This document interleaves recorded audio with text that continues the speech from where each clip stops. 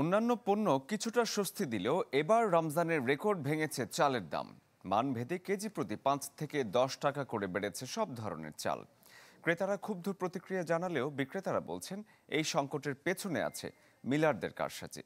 এদিকে বন্যায় আমনের উৎপাদন কমে যাওয়া এবং চাহিদার তুলনায় অপর্যাপ্ত আমদানিকে দাম বৃদ্ধির জন্য দায়ী করছেন কৃষি অর্থনীতিবিদরা। ব্রেকফাস্ট, টিফিন কিংবা স্ন্যাক টাইমে মজাদার আয়োজন মানে অল টাইম ব্রেড। রমজানে অন্যান্য পণ্যের দাম কিছুটা বাড়তি থাকলেও স্থিতিশীল থাকে চালের বাজার, কিন্তু এবার ঘটেছে উল্টো। মাসের শুরু থেকেই হঠাৎই উলভ্য গতিতে বাড়তে থাকে চালের দাম।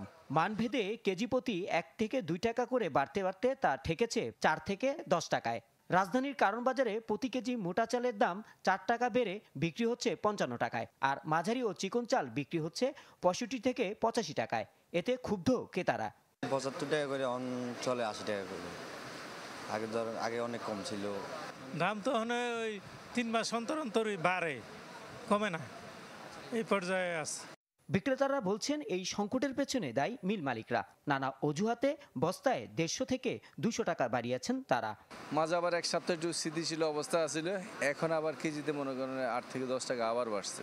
মিল মালিকের ধানের দাম বেশি, তারপর ধান পাওয়া যাচ্ছে না। আসলে কতটুকু কি এটা আমার মনে হয় সরকার মনিটরিং করলে ভালো হবে।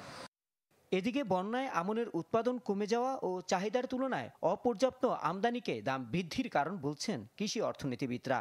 বড় ব্যবসায়ীরা সাধারণত কারসাজি করে, আর সঙ্গে আপনার চাতালের মালিক যারা আছে, যারা শহরগুলোতে চাল সরবরাহ করে, তারা কারসাজি করছে এবং এর মাধ্যমে চালের দামটা বাড়াচ্ছে।